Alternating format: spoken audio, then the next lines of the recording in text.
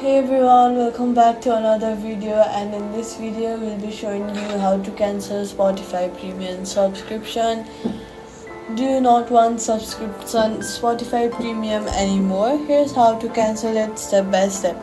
First of all, go ahead and open your Spotify app and then click on top right top and then go to accounts, go to settings and privacy, click on account and then click on your plan. Now if you have your premium subscription, then under premium click on change plan. Now scroll on the bottom and select cancel premium.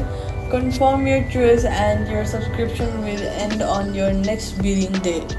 After that date, your account goes back to the free version, but you won't lose your playlist or saved music. And that's it.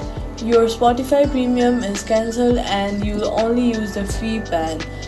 I hope this video helped you how to cancel your Spotify's premium subscription. If it did, let me know in this comment. Give this video a thumbs up to help others too. And hey, if you like simple tech fixes like this, consider subscribing for more.